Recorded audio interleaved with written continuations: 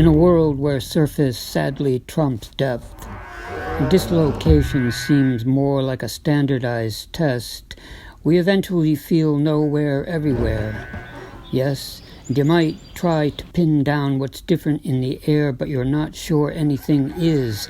Ego is both mirror and screen, flattering gab and adoring stare that slowly, methodically awaits what will repeat it, and by repeating dilutes, diverts, and overexerts the truth as lie, until floating free, the ideal denies both quantum futures and pasts revise. The stereotypic leaves its cast, while at the confused junction, old forms confront, then contrast with new roads that feed and bleed them.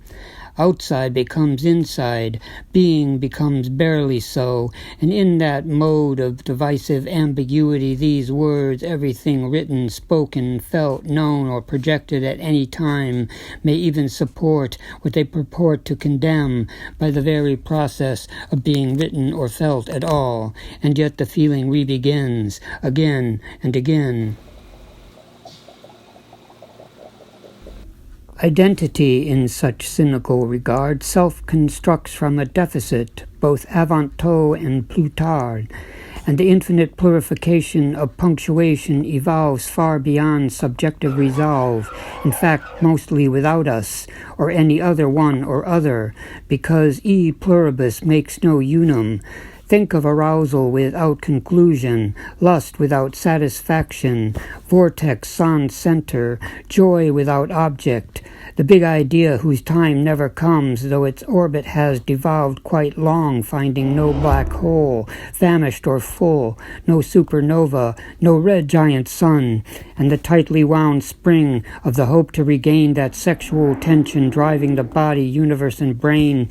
It will not release, a fact made plain in rumors, whispers, and whoppers writ in alphabets of occult letters, dialectics of this or that, significance and or cognizance, a hyphenated string of beads between communicating voids wherein we find spontaneous significance is but one name for a phenomenon produced by currents passed through a primal gray soup, arranging made-up clues into various groups, be it phyla or size, critique or rave, coherent in name, though the naming enslaves by limits, but more by confusion and drift. But then again, to begin again, to get back to the gist of it, in the grammar of Adam's naming game, to know the name was never to own or control the thing, nor even to drift from the thing to its time, nor from its time to location in space, nor from the there to the here, which is where. In long parades of style and image that stand for modern identity, the totality of personal experience may hang on a spine of typography and the textile syntax of popular stories. We immerse ourselves in this pleasing trick, this auditory mix of letters and sounds which speak for the market mentality, furthering the hierarchic game of guesses in which all performed Upanishad upon Genesis enact the master brand of Oz, the local pontifical bull of a game with which it is impossible to comply, as the signs of rejection multiply by this versus that, difference versus absence, the entire Scylla and Charybdis of an existential tenselessness, that lack of state in a given state where textual fallacies fall somewhere, sometime, somehow, in the soundings of mass intention. The tale gets told despite the teller, be the order of reasons martial, or the power of logic farcical. Verbal strategies grow debased and often trend empirical, religion but a poorer way to frame unknowns by calling them miracles, while science takes up a more secular task as narrative martial art, dressed up in a pop culture mask. To win over the ignorant commune, generic gestures do speak volumes, while attention further divagates, and the questions only bifurcate, and the answers mostly irritate, for who is listening and to whom, who is following who and where and when and how does it feel to be on your own? You don't know, and neither does anybody.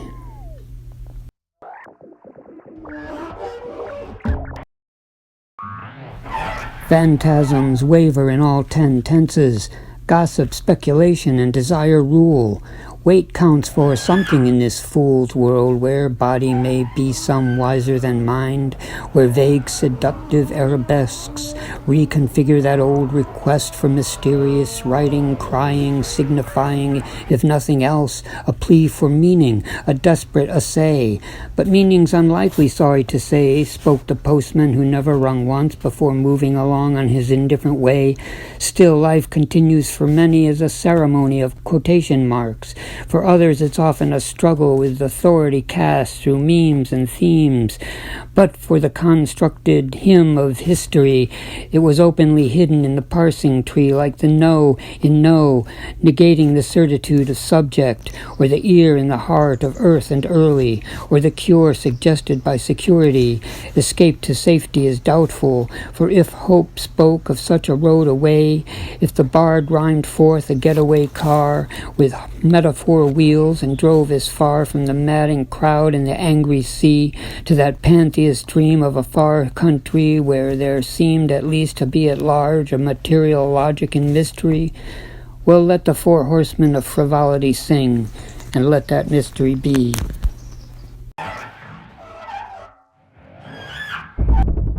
Yet questions continue relentless. Is all motion really phallic and meaning masturbatory? Is creation reproduction in the end? Is sex the goal of every story? The primitive grope, the pen's caress on fecund paper, tongue, and lips, forming graphic gestures for easy thrills. Is this the seed of all our myth? Is the egg of interlife no more than this? Nothing but a trick linguistic pill. Behold the poet on his protean plain, clad in the claws and stacks of hats of fellow inmates, and all who open those virtual doors to further encores of ambiguity, elation, and shame. For here to read can lead to believe. Belief can lead to the need to see, but you can see until your eyes bleed, hypocrite lecture. There's no one pronunciation key, no blue light specials to lead you down superstore aisles in shopping mall towns with their fitting room mirrors for modern thinkers who quote themselves into being there, not knowing where. The state of things thus becomes the reason of the state, as weight is joined to stone, liquidity to water, and matter to the void. The meta-language of the alibi becomes a metal anguish, and the lay of the land turns to a lie when the menagerie lion makes an imaginary line, the ironic yet literary fence to straddle, the fiddle string plucked, the tone that insults, a wavery key in the symphony of the reproductive impulse. Here to hold is never to control, and to name is barely to tame, as phonetic tethers of slender sentences vein an absurd universe together, and the grand rationale for why, how, and why bother provide no answer and little true power, for vagueness itself is increasingly vague, and borderline cases in which borderline cases loom large. It's true, there are books of days and hours, the songs of whales, owls, and flowers, sinusoidal curves and uvular vowels, high vowels and low, fast vowels and slow, trilled R's trapped in musical bars, aviopalatar sonants and surds, derived from mystical alphabets of impossible angles and curves, be they Masonic or catatonic, Venusian, Pythagorean, or subatomic, ideogrammatic, or simply moronic. If you follow the ongoing swoops and swerves of such elemental letters, you'll find they correspond to the phase forms of quantum melodic tracks and lines, evolving eventually to bland muzak, just one more panacea heard in hospital halls, elevators, and shopping malls, where fulfillment is marketed as desire, and craving is sold as creative fire.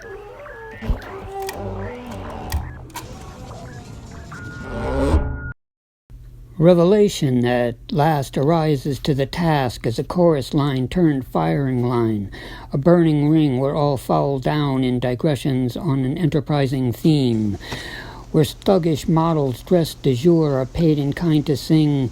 Where does the symbol decline to the sign? Where does the abstract greet the concrete? In conformity, revolt, or capital crime? At what stop does the underworld connect with the ruling elite?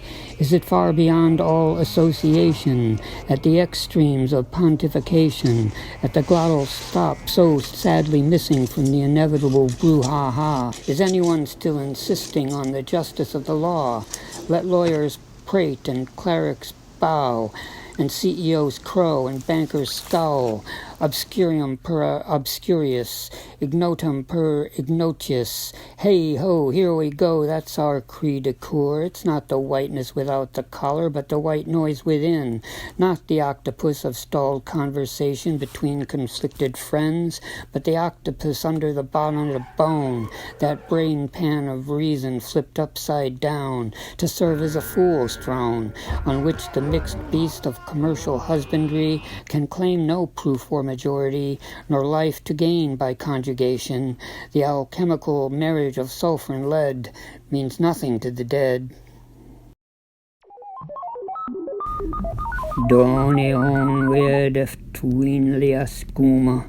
Apocalypse will come later or sooner. Sooner come this, sooner come that. Neosporum sanctorum angelorum. Old tongues still linger in the public forum.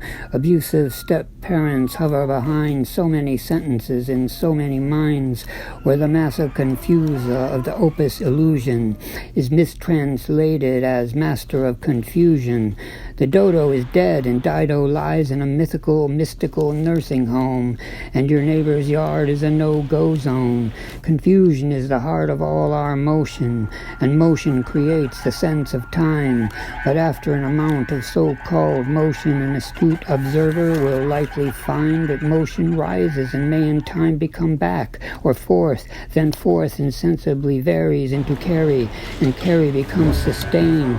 Sustain may strain on further to continue. Continue turns into nourish, and nourish becomes preserve. Words pretzel themselves in Gordian knots in our network of overworked nerves. Lexicology, taxonomy, taxidermy. Idioms come stuffed like weasels. Glass eyes conscripted to serve as mirrors to an ill-fated field of vision. Fred Astaire dances in the end-time rain, and a wordsmith shadows a stretched-out painted Chirico plain. But all are constrained in the pagan circle of a fist-fight blackened eye. Beware! Beware, beware those flashing targets, that floating hair.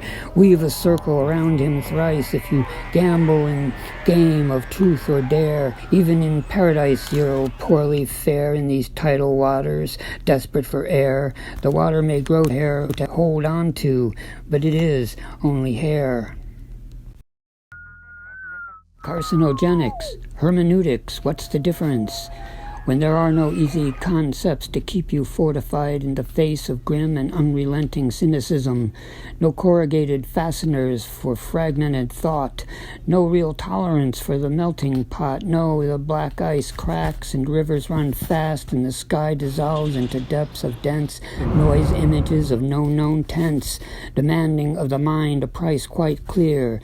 There is no truth, only theater, where we search the wings of those well-trod boards, craving some sense of participation in the famous scenes of theatrical yore. But the only place we end in the end is the great between, the interscene, as in after and before, between fantasy and psychosis, between stability and metamorphosis, between optimism and osteoporosis. The trend toward gratuitous confession rises as cheap medication to unbind the mind, but the resulting explosion of gastro-mental distress will take massive plugs to bring to a rest this logorial drive to rhyme and vent ourselves into poetic oblivion instead of living in the moment, wherever that moment might be.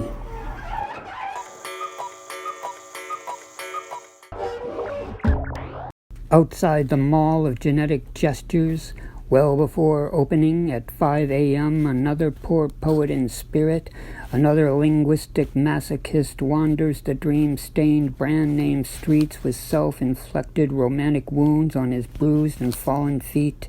He calls this pleasure and looks to his tongue for the words to take his metal and measure, but failing that, coffee, cocaine, morphine, white horse, Johnny Black and Gentleman Jack, Jose Cuervo and Mr. Bean, OxyContin, methamphetamine. The list of prescription bromides roll like credits down a movie screen after the recent hit documentary charting the current alarming flood of serotonin reuptake drugs. A long explanation of what once was mere phenomenon perceived and dispensed, demands of the crowd to say it loud. Deference meets defiance, hot and bitter incredulity meets desire, mission and duty. Burn onion peels to ensure steady money, sprinkle honeydew in a woman's shoe to drive her crazy, kiss your elbow to change your sex, smoke the toad. It's all true. Repugnance is but one shape of stupor. Poetry may well be another. The mirror of our discontent reveals a ship of possibilities, but no answer.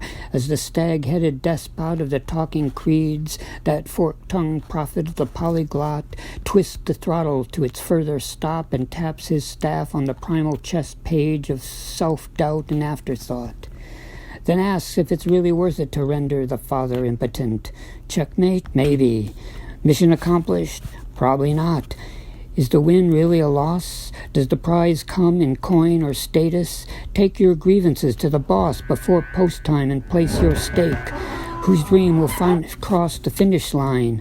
Win, play, show, or simply no, as in no payoff, as the huddled masses say.